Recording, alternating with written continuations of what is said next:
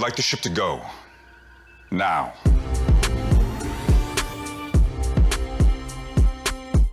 Hello and welcome to Discussing Trek. I'm your host Clarence as always, and I'm here with Trekkie / good friend Larry Avery. How you doing, man? Doing great. How about you? I'm doing well, man, and we're here to talk about the latest episode of Strange New World, Shuttle to Kenfori. I kept saying Kenfori when I was talking about it before. But anyway, Shuttle to Kenfori. And I guess we'll talk about some of the Comic-Con stuff if you would like.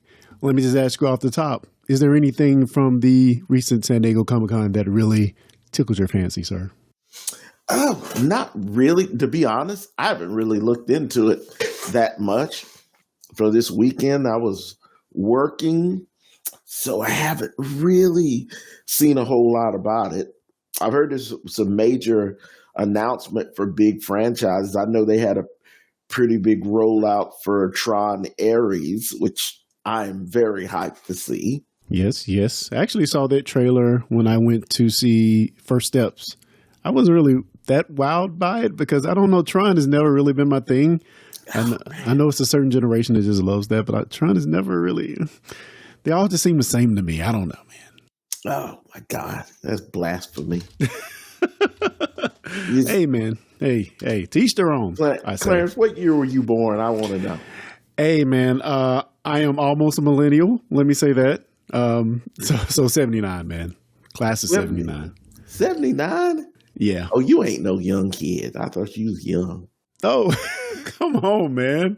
Don't do me like that. I got people born in 79 got grandkids now. What year were you born, sir, since you have so much to say? I was born, sir, the second season of Star Trek. No, what was it? No, 67? Third season. Yeah, 68? Oh, wow. Okay. Well then. And with that, let me say hello to Win Grace and Wanda M in the chat. Thank you for being here. And thanks for all you that are listening or watching later. We really appreciate you being aboard. And I guess first we want to look into the Starfleet Academy trailer just a bit. Yeah. I think I watched it once, but I haven't seen any of the rhetoric online. Have you heard any of the rumblings? What are people loving what they're seeing, or does the hate fume fiercely already? I can tell you from the different pages that I watch, including Trek Culture and a lot of others, there are a lot of people excited about this, but the people who are excited are kind of subdued, and the people who are, I told you, none of this stuff is new, but I want to focus on what I loved about it. Number one, what do they do with these shows? These shows are beautiful, man. Yes. They're yes. just cinematic.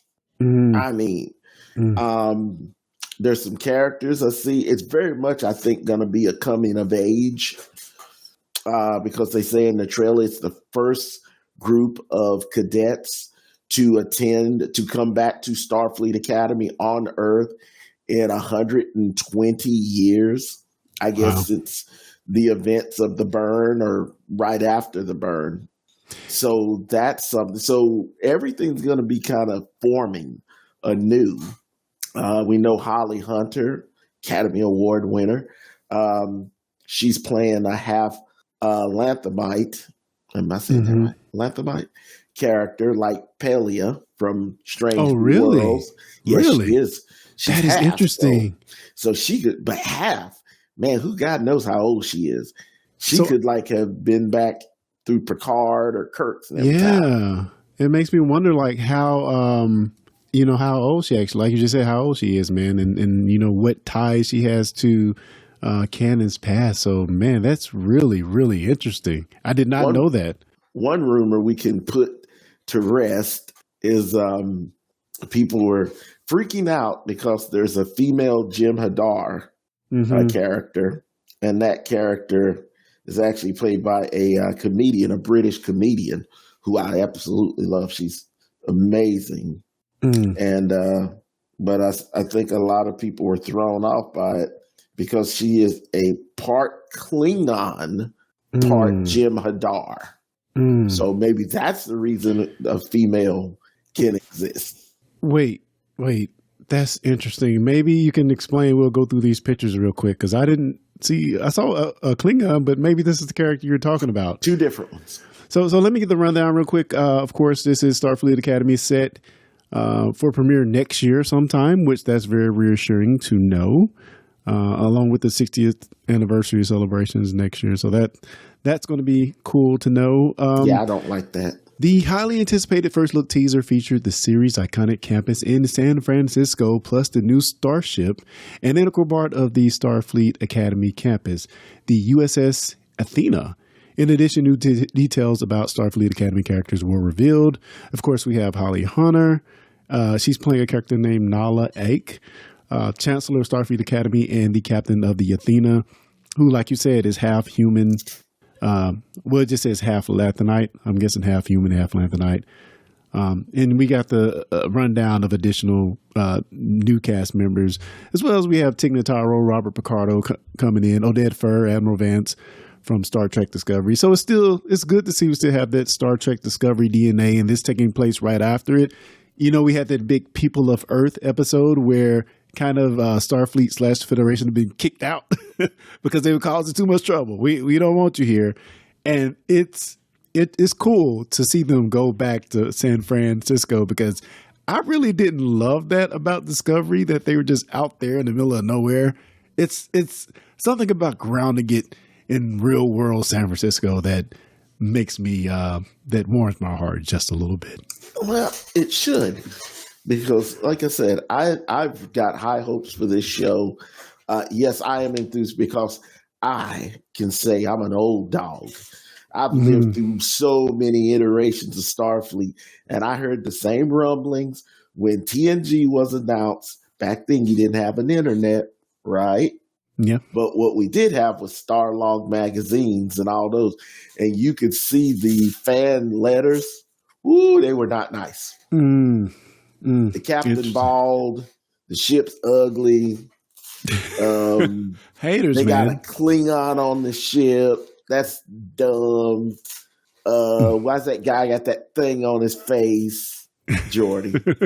So, and then when DS9 came out, I heard it. It's stupid. It's going to be based on a space station instead of a ship. It's like, dude, they can get ships.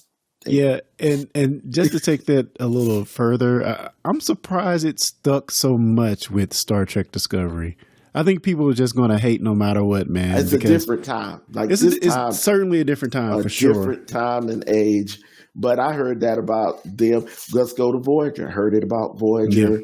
Yeah. It's just lost in space. But time has healed all wounds with most of these series, man. So I don't know. Enterprise caught it.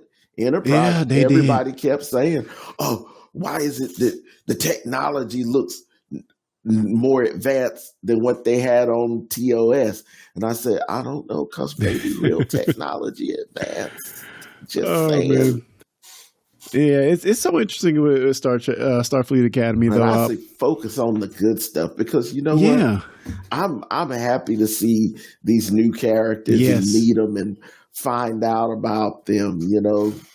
Yeah, even though it's that Discovery DNA, it does feel like it's something new and fresh, and it just really has me excited. One of them says, "I love the new 20-something actors and their enthusiasm," which I too have said enthusiasm. Here's some of the actors.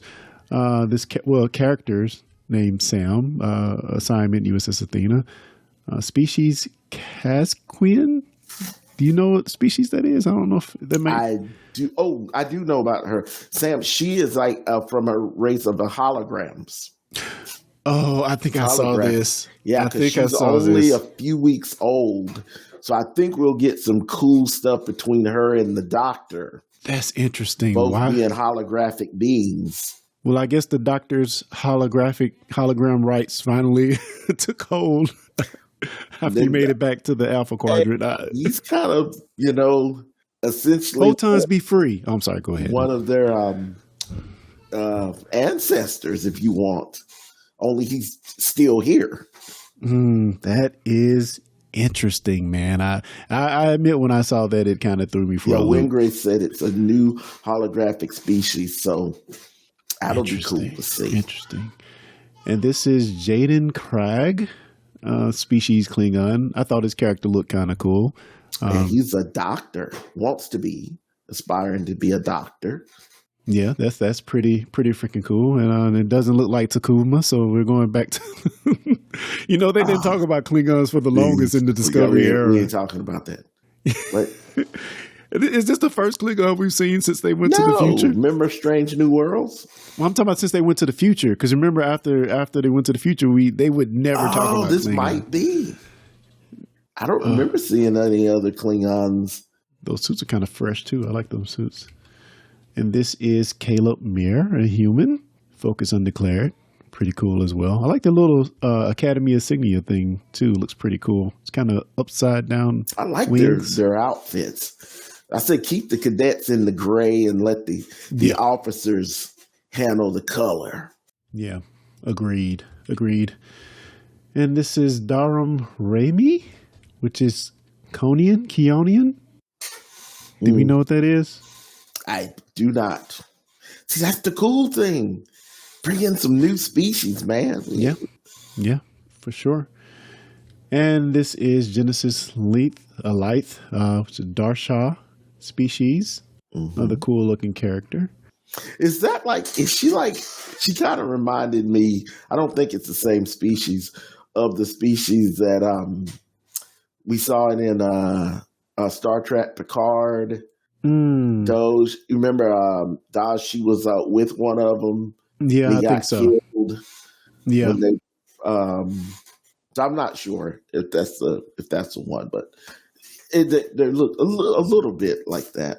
Yeah, man, it's some cool stuff, some cool looks that I'm really really digging, and also we got a few more pictures of them in action. I guess that I'll kind of scroll through that we can.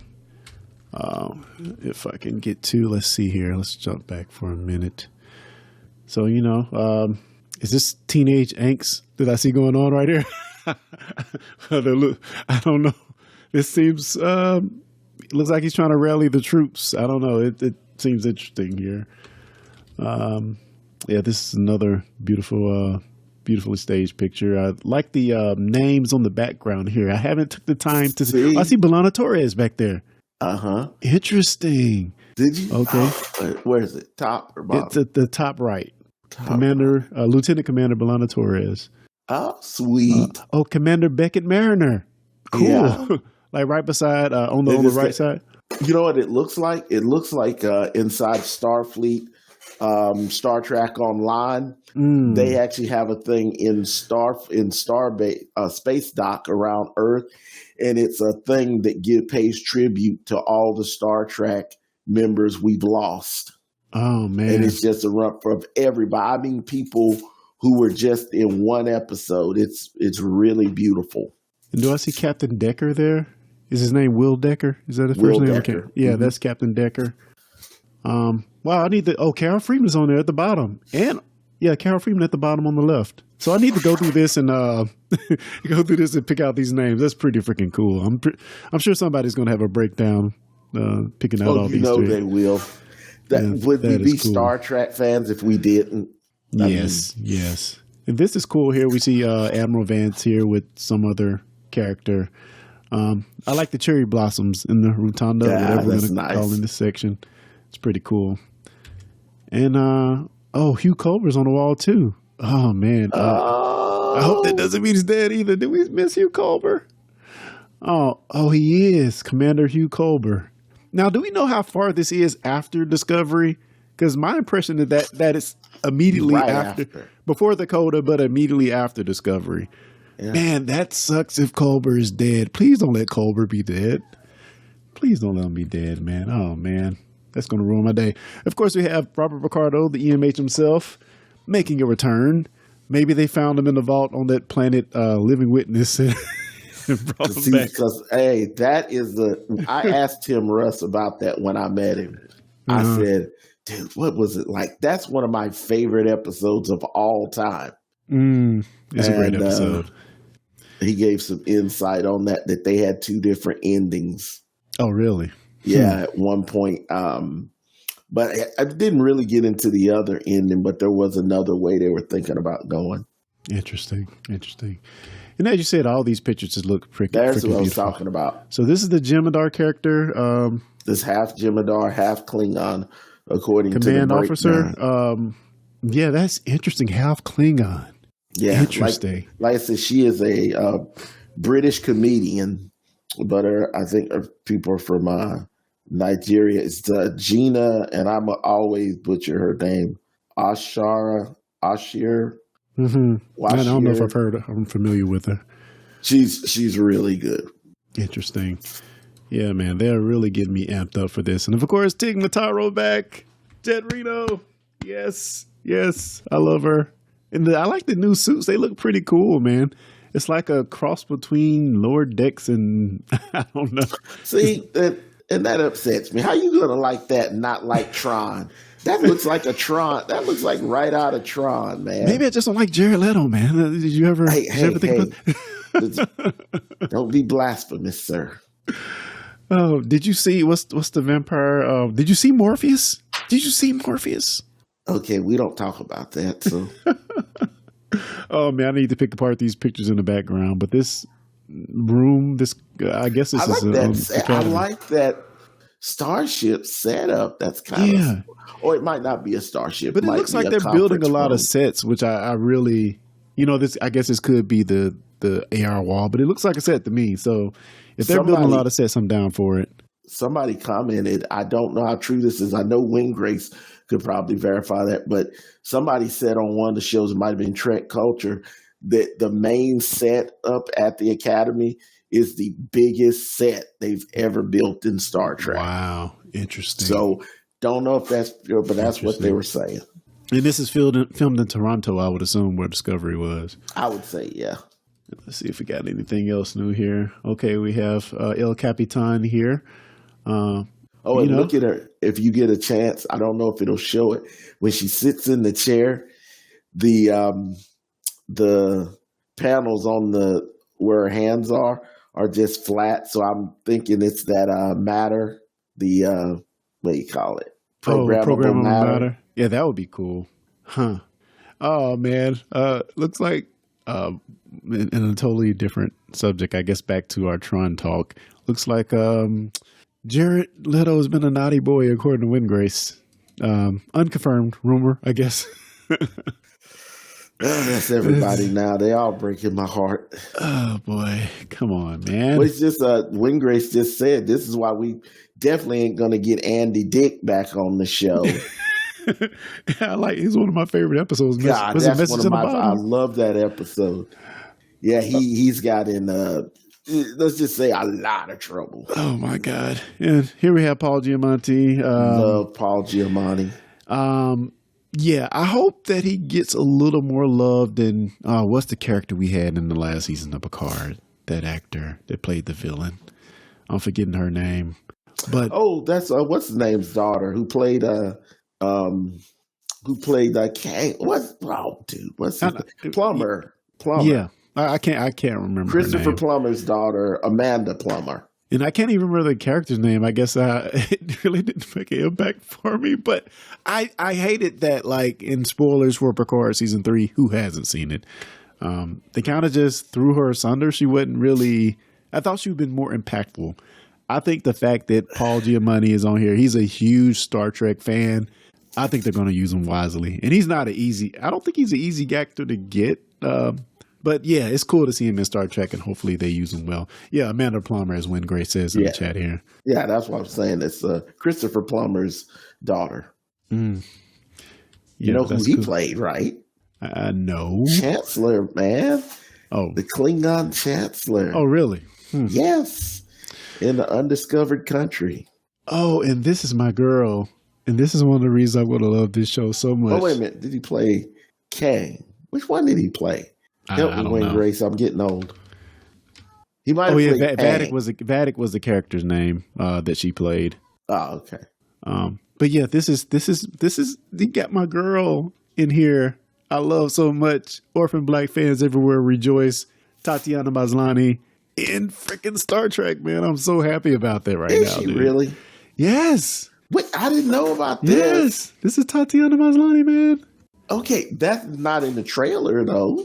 Well, I think it was announced a while back. Let me see if this is in the presser here, but I'm pretty sure that's her. He played Kang.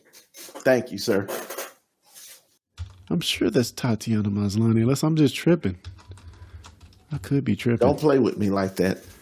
I'm pretty sure she's in this trailer. But yeah, man, I'm so pumped about this new show, man. So yeah, and as far as other takeaways from San Diego Comic-Con, we had that puppet Pike. And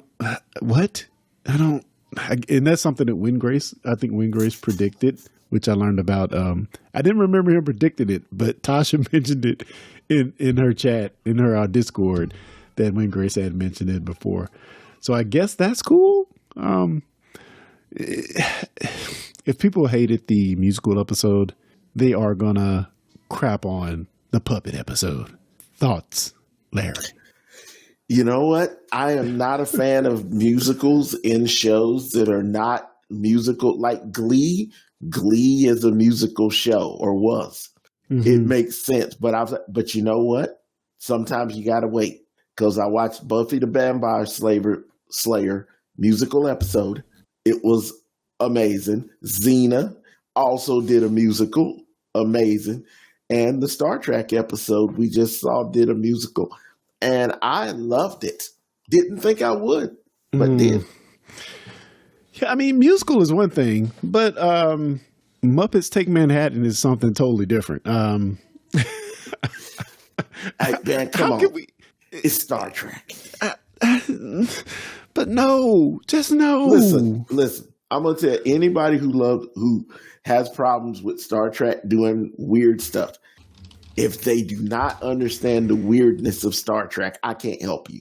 Yeah. Because, bro, we went back to Sheriff of Nottingham fighting with swords. But it's the holodeck, man. The holodeck is meant for those moments. Come on. What is the justification for this? We did Captain Proton. Come on, man. All holodeck episodes. Yeah, but you gotta. How do you know this isn't a holodeck episode?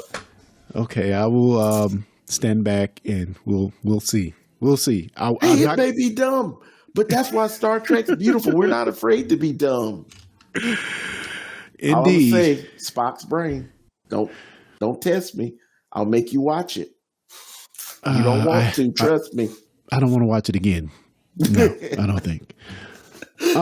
So man, with that, let's get into Shuttle to Kenfori. One of them says the Muppets episode. I'm not sure about the Ents and Muppets. Let's get into Shuttle to Kenfori. All right. Season 3, Episode 3, Pike and M'Benga enter Klingon space for Batel's cure as M'Benga's past returns on a deadly world.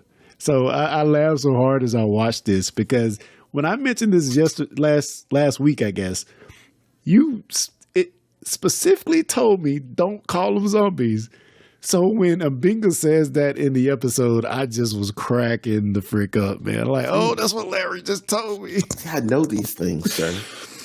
But I want to take this from two different angles. The first angle, I famously told my podcast host, Cal Jones, that Walking Dead is not about the zombies. Oh, it's not. And neither is this, I don't think. But I want to ask you, is this a good zombie hour of television? And B, is it even a good Star Trek episode? So as far as zombie flicks, zombie TV goes, how does it rate on your scale? Or is it an admirable attempt? I had fun. I watched it, and I've seen it twice now. And I think this is becoming a big thing now, where people are mixing drama, horror. I don't know if we're going to call them horrorities or dramedies. I don't know. Mm-hmm. But they're doing a lot of this where you have these kind of shows coming in. I like the episode. I will say my one complaint is something that cannot be fixed. It just can't. But like I said, when we see these episodes and we see Mbanga and Pike. I mean, there's really no drama because we know they're going to live. Not just because they're main characters, see? So, but we know they're legacy characters. So we know nothing positively is going to happen to them. Yes. But I think they did a good job, whereas putting the big cliffhanger, putting that on Battelle, rather, because like you said, we know Mbinga and Pike are safe, but we don't know Battelle is safe. And well, that's what made last week so good. Yeah, with, we have Erica. We don't know. We ain't never heard of Erica Ortegas, so we don't know if she's going to live through the end of this series or not. Yeah. And yeah, I'm agree with Ingrace, his comment here saying that it's just a backdrop for Mbinga's story and slightly the B story of Ortegas. For me, as far as the zombie episode, I thought it was fun. I really enjoyed the reasoning for it all. It's, every good zombie show has a good premise or a good start. That's one of the reasons I love The Walking Dead so much, because you watch that first episode and you're like, you're in it. So I feel like the reasoning here, this being a Federation research planet that is trying to solve hunger. That is the whole purpose of this research planet, this research that they're doing to harvest this agent from the Chimera Blossom so that they can use it for this particular strand of wheat, or I think it's a wheat, that they're trying to, that lives long and that can stand a lot of circumstances. They're using it to kind of mutate and meld the two to have this super crop. So that's kind of the premise of why they're even doing this research. And lo and behold, we have the Klingon War, and the agent gets knocked in the air, and then all hell breaks loose, and we have zombie Klingons, zombie Federation officers. So I love the premise. I love the setup of this all. So what did you think about the team up aspect of, well, let me say this first. I love that Strange New Worlds, and I keep saying this, they do a great job, an excellent job of building upon their own lore. I had no idea this whole Mbinga thing was coming, but let's dive into it. What do you think about the team up of Pike and Mbinga in this episode? Been looking forward to it. In fact, I'm surprised we hadn't got it. We're in the third episode of season 3. I'm shocked we haven't gotten it yet, because we know they have a history, and it just would. To me, it just worked. And I will touch on one other thing you said. All good zombie stories always have a good back. Remember, I Am Legend.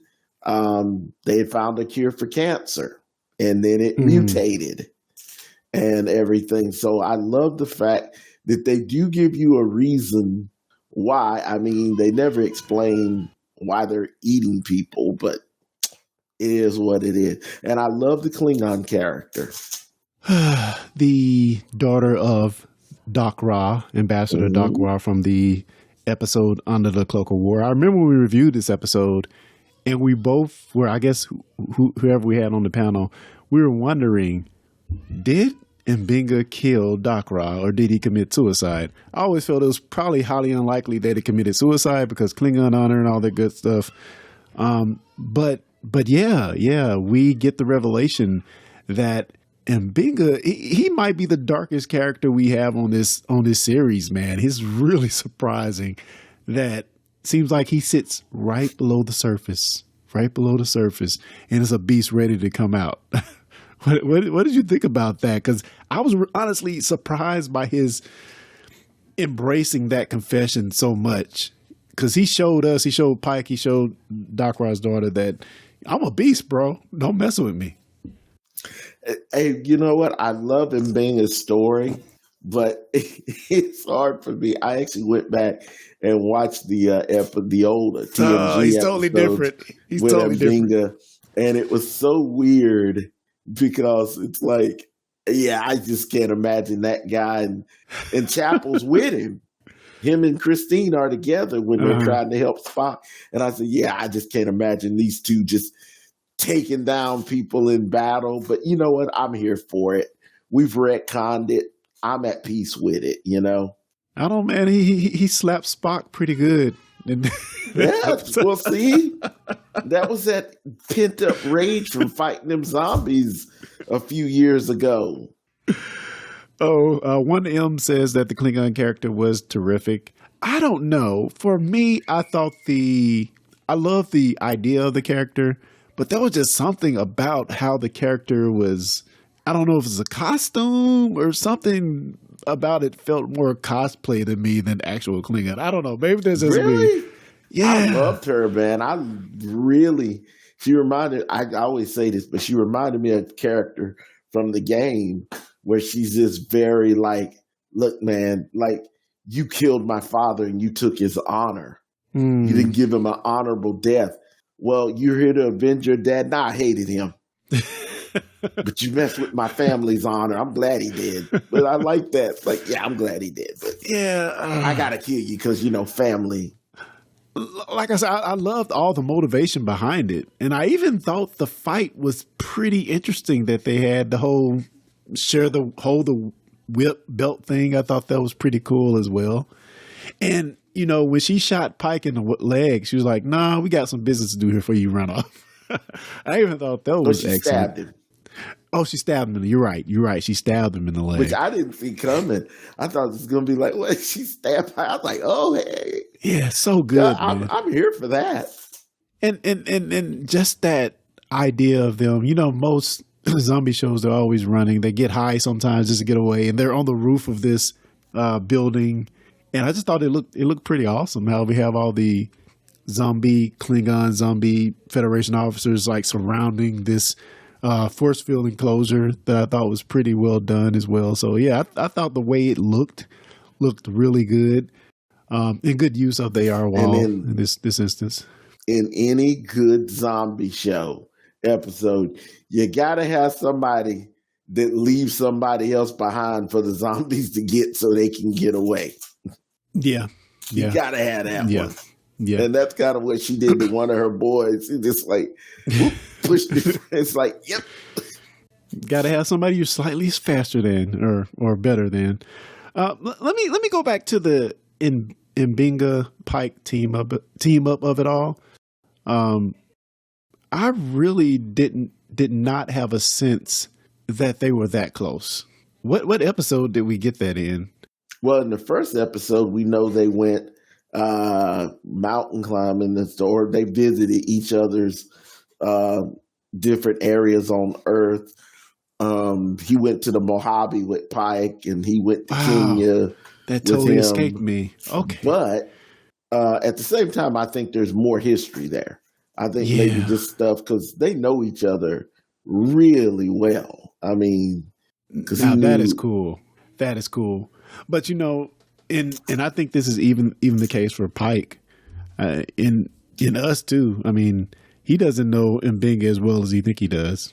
By the end of it, you know, he mentions the wives and everything. He knows a lot about this guy, but by the end, he realizes, he doesn't know him as well as he does, which is kind of a theme for this episode as well, because all of his circle around him, Chapel, Batel, Spock, Mbinga, all have really played this huge deception on him by not telling the Boy Scout.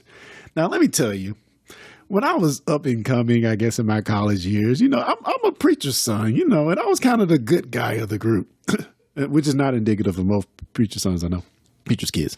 But I would get left out of stuff because my cousins did not want to be implicated somehow loosely by me being involved. So I would find out about stuff later and I would be pissed. Like, you didn't want to include me. You know, and it was funny thing is, I think that might be a reason I'm not as close to some of them now, because they didn't include me and stuff because I was a preacher's kid. But we have Pike here, the Boy Scout. And because he is so adamant to do the right thing, he gets left out of the loop. Man, that really freaking hurt. Well, we learned that in Discovery. Remember when we first meet number one?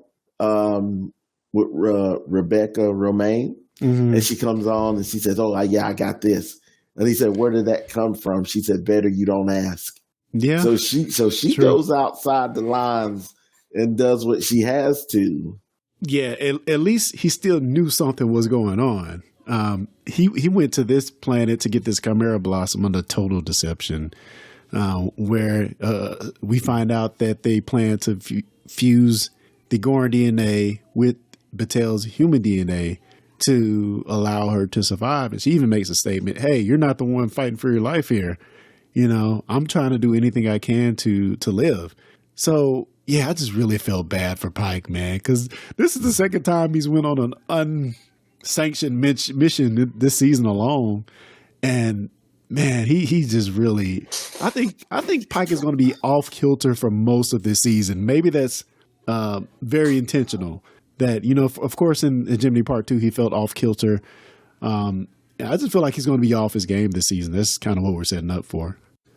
Well, I'll tell you this. I know there were quite a few people who were upset. They said, "Oh, you know, so Pike just lets Mbenga get away with murder and this and that." And I said, "Okay, here's what you got to remember. Number one, somebody's bringing up Picard. Picard broke rules all the time. Cisco broke a ton of rules and did stuff. Janeway broke a ton of rules. Okay, they're not going to. He's not going to send Mbenga to the brig that he killed a mass murderer." I want to pick up some comments, but let me say this first. There's breaking rules, and then there's breaking rules. And Mbenga, I mean, to murder somebody, that goes against every principle. But did he murder him, though, still? How could he not? He took the dagger and you saw him fall. He grabbed him first, man. Okay, I forgot about that detail. I guess you're right. But still, come on, he's a doctor. He's here to save life, not destroy it. He's a doctor, damn it. It's dark, man. Hey, Picard didn't prosecute Worf. And they said, "Oh, it was a Klingon." Nah, he was a Starfleet officer. It was a Klingon ritual that he was following. He went to another ship and he off that dude. Yeah, I guess Which so. I was there for. Okay. Let me pick up a few comments here real quick. ZS, I can't say this name, Bashki, says that the thing that was supposed to defeat hunger created eternal hunger at zombies. Brilliant writing. I agree. You know, for anything that they do, you know, I keep saying this big swings thing. Anything that they do like that, as long as they give a great explanation, I'm here for it. And to me, the way they tied all of this in, the same tech that they want to use to save Batel is what created these zombies on this planet. They tied in the Klingon War with how the facility got destroyed and how it got spread everywhere. And they tied in slightly in Bingo with that because, you know, what he is now, how the fighter, the menace that he is underneath the surface is a result of the Klingon War. And also we kind of have, I think when you think about Ortegas in this episode, how I think she goes back into Klingon War mode after her run-in with the Gorn. And we'll talk about that, but she is not taking anything anymore. The gloves are off, so to speak. So, yeah, this is all surrounding around the Klingon War. So I think the writing did a great job of tying it all in together. Rose Kirby mentions a Discovery Easter egg. A Discovery Easter egg. I don't know if I noticed it. I'm not sure it was this episode, but it reminded me of Discovery. Or maybe he got an overly active imagination. I don't know. I don't know if I got the Discovery tie-in, but yeah, at least it wasn't the Discovery Klingons. Larry, was you about to say something? Wingrace just shot back. Riker straight up disintegrated an unarmed woman in front of Picard. Now, granted, she did have that stuff, so she was going to kill the person, but her killing him didn't really have nothing to do with you killing her. He had a reason, man. He did that. That's more of a justification than what maybe what Mbenga did. I don't know, man. Let's go back to the ship a little bit and let's talk about a defiant Ortegas in the conference room, a Ortegas that is intentionally skirting orders in order to execute her Hail Mary mission to save the away team. Ortega's is going through it, man. What are your thoughts on Ortega's in this episode? And maybe talk about how I think, let me say, Una did a wonderful job. We'll talk about the hair, but I think she did a wonderful job in command. And I think she handled Ortega's well. So what do you think about Ortega's in this episode? And she had to talk. Had to have the talk, look here. We tight, but don't get it twisted.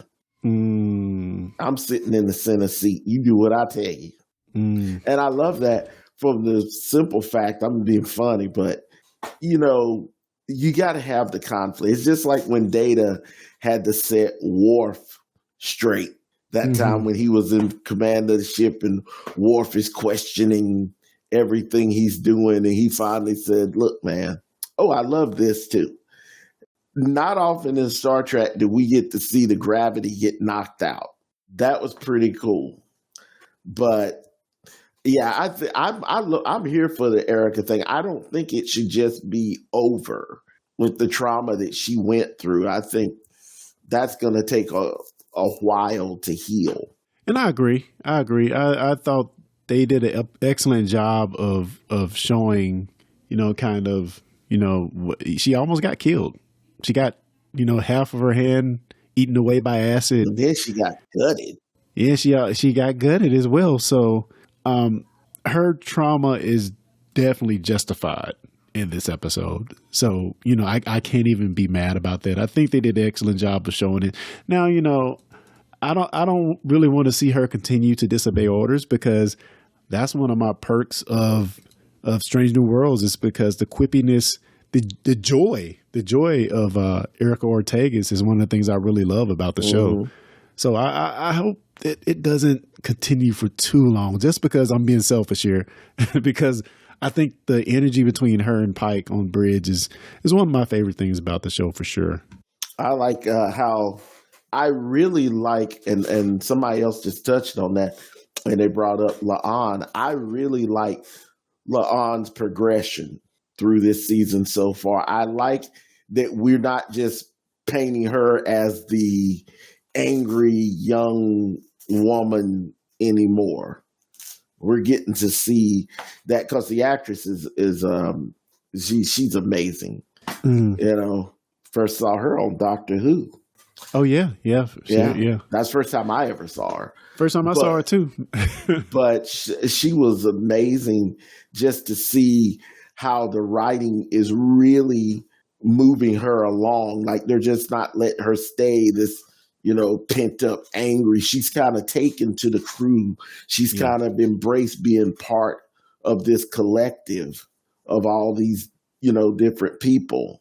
Yeah. I love seeing her let loose a little bit more. And yeah, I'm really enjoying that. I'm picking up this comment from Windcrates real quick, saying that we're starting to see the crew moving towards how they were in the alternate future in season 1. A more belligerent Ortegas and a more healed La'an. What is the alternate future episode? I don't even remember what it's called. That was the one where Pike went back, where Ortegas kind of took the place of the bigoted navigator from the original series, Balance of Terror. Yes. But La'an was a lot more cool and down, like she hugged Pike. Equality of mercy. Yeah. Yes, you're right. Now I have to go back and watch that episode, because I don't remember. I guess I also focus on Pike. I don't remember the other characters. That's a really good episode. Indeed. Yeah, I guess last thing I want to mention before we kind of wrap this up. Again, thank you to each and every one of you for being on here. If you can hit that like button while you're on, we really appreciate it. But let's talk about, and I said last week because we talked about Uhura. I said, you don't talk about a woman's hair. And I'm not talking about it. I just pointed out. What? This threw me for a loop, because I could not focus on Ortega's being belligerent, because I was just like, what happened? When did this happen?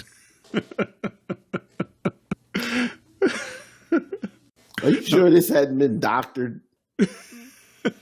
It's the real thing, man.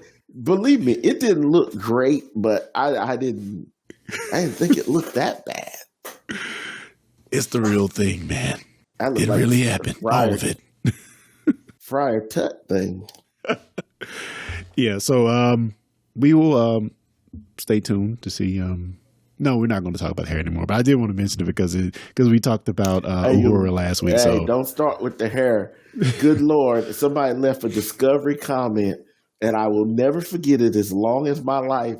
And they went, Burnham goes to leave the bridge, and she shows up in the something. She was leaving the ship, and somebody left a comment. How did her hair get braided that quickly? Oh, well, yeah. And I went, yeah. It's you know, they're on it's technology we don't know about, man. It's like, they're on a ship that can instantaneously travel to anywhere. Yeah. And your focus is how did her hair get braided that quickly? This is not the craziest thing we've seen. It's up there. Yeah, and I guess we kind of leave things off with I guess we don't. Well, we see Spike. I keep saying Spike. We see Pike talking to Batel at the end, and we see Spock working on the solution with the Chimera Blossom. I guess we don't know if this heals her. We're just kind of assuming, and we don't know if she even will take the solution that they all come up with. So I don't know if we're going to continue to see Batel, not well, but I'm kind of thinking that's I predicted that's going to be the driver of the season. I think we might continue to see her not be well for a few more episodes. If they're going to melt her and the Gorn DNA, I mean, what is that going to look like? That might be the end of that relationship, bro. All heck is going to break loose, man. But I will say this. Thank you, writers of Star Trek. Thank you. Because I needed a break from Spock and Chapel. I really needed a break. Jeez. Hey, they were laying it on thick, man. Oh, it was overwhelming. Now I can't watch any of TNG without me going, yes, see, Chapel, you deserve that. You deserve that. Yeah, and I guess next week we have the Space Adventure Hour. I think it's the name of the next episode. So that's going to be the holodeck episode. No real predictions for that other than it's going to be a holodeck episode. I keep saying something's going to go wrong. Tech is going to get shelved. I don't know if they're going to be on the ship, though. I'm thinking maybe they might install it on the ship just to test it out, and then it gets pulled. But we'll see. I'm ready for that because, it's funny. I saw somebody post Wedding Bell Blues review, and they just posted filler at the top of it. So Space Time Adventure Hour might be more filler. It might be. I mean, with as few episodes as they got, man, y'all need to be swinging for the fences every week because I'm telling you, this is the one thing that I do not accept from these shows. These shows cost a lot of money, but man, y'all got to give me like the way the Gorn thing was solved. Mm-hmm. Man, let's bring in some more Starfleet shit. We got more than one ship. We have proven we have more than one. No, man. Pike had to go on that rogue, unsanctioned mission to rescue his friends. But when we fight the Gorn, where the rest of the fleet? Hey, they're holding that hegemony line, man. Come on now. But what's the captain that got promoted and had the tribbles? You can't call her up and say, "Hey, could use some help out here, Gorn." All right, guys. Well, we're going to wrap it up. Luis mentioned Muppets. Yeah, we talked about the Muppets earlier. We don't know what to think about breath. With bated breath. Hey, man, what you want to shout out, talk about before we kind of hang this up and leave it to give people their time back? What do you have to shout out, man? Nothing really. I will say that. I am very, very happy we're doing these again. I can't wait till Kyle is back with us. Yeah, indeed. So other than that, just, people watch Star Trek and support and have an open mind too. Yes, indeed. You never know. You might find something you love. And for me, I'll say thanks to everybody who joined us in the chat. If you're new, if you've been here for other episodes, we really appreciate you being here. And I suggest you go over to our friends, Best of Trek, Worst of Trek, and catch their review of Shuttle to Kenfori, which is starting now. So Yeah, thank you for being here. It's been a ton of fun, and we'll talk to you guys next time. You've been listening to the Discussing Network. Find out more at discussingnetwork.com. Can I say that like shut up Wesley? I can just go shut up Clarence?